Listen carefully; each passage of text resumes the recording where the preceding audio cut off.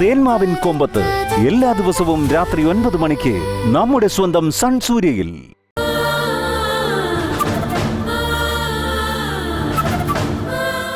വേദനയുണ്ടോ വിക്രം? കുഴപ്പമില്ലമ്മേ. ഒരു മിനിറ്റ് വിക്രം, ഞാൻ ഹൈഡ്രോക്സോഡ് ഒന്ന് എടുക്കട്ടെ.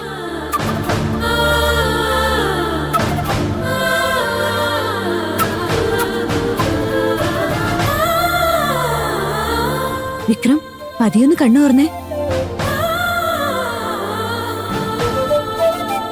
വിക്രം ഇപ്പൊ ഓക്കെ ആണോ?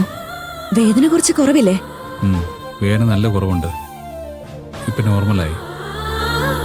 ഡോക്ടർ എന്ന മെഡിസിൻസ് വർക്കൗട്ട് ആയെന്ന് തോന്നുന്നുണ്ട്. ഞാനേ ദൈവത്തോട് പ്രാർത്ഥിച്ചായിരുന്നു എന്റെ പേരക്കുട്ടിക്ക് ഒന്നും വരുത്തരുതേന്ന്. അതങ്ങനെ തന്നെയായി. ഡോക്ടർ എന്ന മെഡിസിനും ഓയിന്റ്മെന്റും ഒക്കെ കറക്റ്റ് ആയിട്ട് തന്നെ ഫോളോ ചെയ്യും. വേദന കുറഞ്ഞൊന്നും പറഞ്ഞ് നിർത്തിക്കളയരുത്. ഇനി എന്റെ ആവശ്യമില്ലമ്മേ. I am alright now. എന്താടാ കണ്ണൊക്കെ ചോന്നിരിക്കുന്നല്ലോ? ഒന്നുമില്ല അച്ഛാ, രാത്രി മുഴുവൻ ഉറങ്ങിയിട്ടേ ഇല്ല. എന്തുപറ്റി? കണ്ണുവേദന കൊണ്ടാണ് ഉറക്കം വരാതിരുന്നത്? അതുകൊണ്ടൊന്നല്ല അച്ഛാ, അത് വേറൊരു കാര്യമാണ്. വേറെ കാര്യോ? എന്ത് കാര്യം? പറഞ്ഞാലല്ലേ അറിയുള്ളൂ.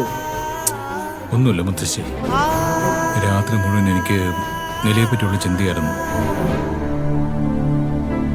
എന്നെ രക്ഷിക്കണ അങ്കിൾ എന്നുള്ള ആ ശബ്ദം എന്റെ ചെവിയിൽ കേട്ടുകൊണ്ടിരിക്കുകയായിരുന്നു. ഏർക്കാട് നടന്ന സംഭവങ്ങൾ നിലയെ എങ്ങനെ ബാധിച്ചോ അതുപോലെ തന്നെ എന്നെ അത് സാരമായിട്ട് ബാധിച്ചിട്ടുണ്ട്. അത് ആലോചിച്ച് ഞാൻ ഡൗൺ ആയിക്കൊണ്ടിരിക്കുക. ഇങ്ങനത്തെ സംഭവങ്ങളൊക്കെ സിനിമയിൽ മാത്രമല്ലേ കണ്ടിട്ടുള്ളൂ. ഞാൻ അങ്ങനത്തെ സിനിമകളെല്ലാം കാണാൻ പോലും താല്പര്യപ്പെടാത്ത ആളാ. എന്നാൽ അതുപോലൊരു സംഭവം എന്റെ കൺമുമ്പിൽ നടന്നത്. അത് നേരിട്ട് കണ്ട എനിക്ക് എങ്ങനെ സമാനത്തോടെ ഉറങ്ങാൻ പറ്റുക? ഇനിയും കുറച്ചു ദിവസം എടുക്കും അത് മനസ്സിൽ നിന്ന് മാറാനായിട്ട്. വിക്രം, നീ ഇങ്ങനെയാണെങ്കിൽ ആ കൊച്ചുകുട്ടി നിലയുടെ അവസ്ഥ എന്തായിരിക്കും?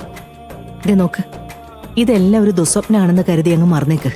ഇതെന്നെ ആലോചിച്ചുകൊണ്ടിരുന്ന നിന്റെ ഹെൽത്തിനെയല്ലേ അത് ബാധിക്കുക? നീ ഓക്കെ ആയാലല്ലേ കവിനെ നോക്കാൻ പറ്റൂ.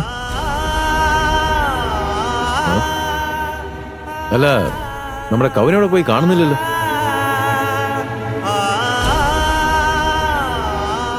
ഞാൻ റെസ്റ്റ് റൂമിൽ പോയിട്ട് വരുന്ന ഗ്യാപ്പില് എന്റെ അടുത്ത് നിന്ന് എഴുന്നേറ്റിട്ട് അവൻ എങ്ങോട്ടോ പോയി.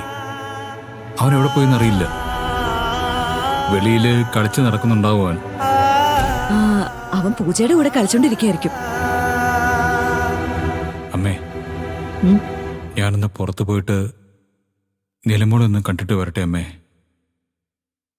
എന്താണെന്നറിയില്ല, എനിക്ക് അവിടെ നിന്ന് കാണുന്ന പോലെ തോന്നി. ഏർക്കാട് വെച്ച് നടന്ന സംഭവം അവിടെ മനസ്സിലുണ്ടോ അതോ പോയോന്ന് വിശദമായിട്ടൊന്ന് ചോദിച്ച് മനസ്സിലാക്കാൻ വേണ്ടി അമ്മേ. വിക്രം, നീ ഇപ്പൊ എന്താണോ പറഞ്ഞത് അത് തന്നെ രാവിലെ മുതൽ ഞാൻ ആലോചിച്ചോണ്ടിരിക്കുന്നു. ഞാനും കൂടെ വരാം. നമുക്ക് രണ്ടാൾക്കും പോയി നിലമുള കണ്ടിട്ട് വരാം. അമ്മേ, അമ്മേ, എന്താ? എന്തിനാ നീ ഇങ്ങനെ വെപ്രാളപ്പെട്ട് ഓടി വരുന്നേ? വാ, ഞാൻ പറയാം.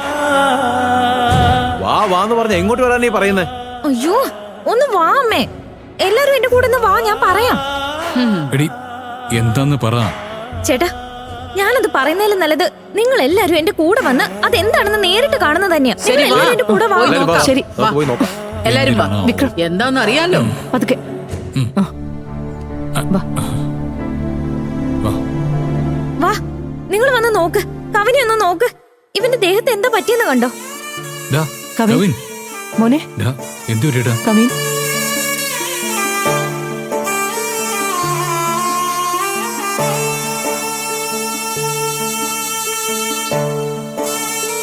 എന്താടാ?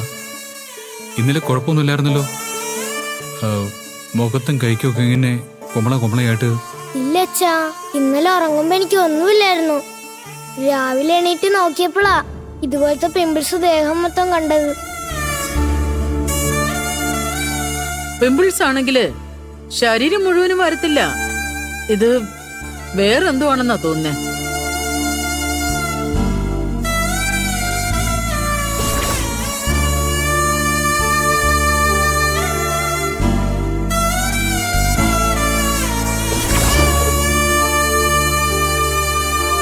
ദേവയാനി, എന്താ അമ്മേ?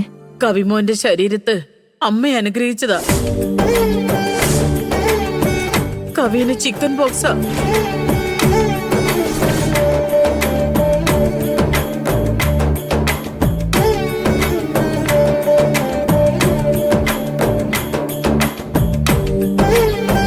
അമ്മയുടെ അനുഗ്രഹം എന്ന് പറഞ്ഞ എന്താ മുത്തശ്ശി? അങ്ങനെ പറഞ്ഞ എന്താ? അമ്മയെന്ന് പറഞ്ഞാ ഭഗവതി ദേവിയാ മോന്റെ ശരീരത്ത് കേറിയിരിക്കുക. അങ്ങനെ ദേവി വരുമ്പോ ശരീരമാകെ ചൂടെടുത്ത് ആ ചൂട് കാരണം ഇതുപോലെ കുമിളുകളൊക്കെ പൊന്തും. ഇനി മോൻ ശരീരം നന്നായി ശ്രദ്ധിക്കണം. ദേവി മോന്റെ ശരീരത്തുള്ളപ്പോ കുരുത്തക്കേടൊന്നും കാണിക്കരുത്. ക്ഷമയോടെ അനുസരണയോടെ നല്ല ഭക്തിയോടെ ഇരിക്കണം. മനസ്സിലായോ? എനിക്കങ്ങനെ ഇരിക്കാൻ അറിയില്ലല്ലോ. ദേ നോക്ക്, നിനക്കറിയില്ലെങ്കിൽ ഞാൻ പറഞ്ഞുതരാം. അതുപോലെ അങ്ങ് ചെയ്താൽ മതി കേട്ടോ. ശരി, ഞാൻ പറയുന്ന എല്ലാവരും കേട്ടോ. ദേവി ഇവന്റെ മേത്ത് മുത്തു തെറിയിരിക്കുക.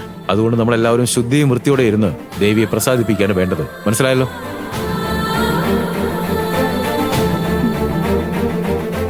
അതെ, നിങ്ങൾ പറഞ്ഞത് ശരിയാ. ആ,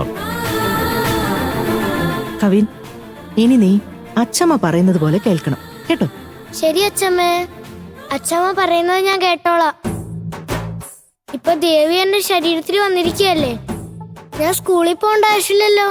ലീവ് എടുക്കാല്ലേ? നീ സ്കൂളിൽ പോകേണ്ട കാര്യമേ ഇല്ല. വീട്ടിൽ തന്നെ റെസ്റ്റ് എടുത്തോ. ഹായ് ജോളി. മോനെ, യേ, ജോളി. മോനെ. എന്റെ ദേവി. കവിനെ. കവിൻ, ഒരുപാട് നന്ദിയുണ്ട്. ഏയ് കവിൻ, എടാ.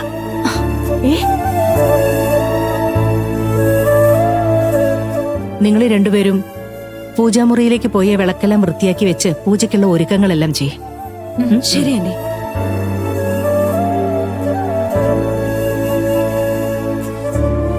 വിക്രം, നീ ആദ്യം പോയി കുളിക്കേ. നീയല്ലേ അവന്റെ അടുത്തിരിക്കുന്നേ. അപ്പോ നല്ല ശുദ്ധിയോടെ ഇരിക്കണം. മനസ്സിലായോ? ശരി മുത്തശ്ശി.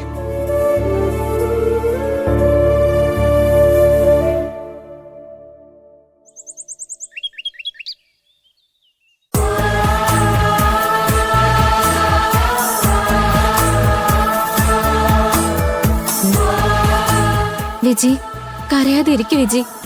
നീലമോൾക്ക് ഒരു കുഴപ്പം ഉണ്ടാവില്ല. നീ ധൈര്യമായിട്ടിരിക്കെ.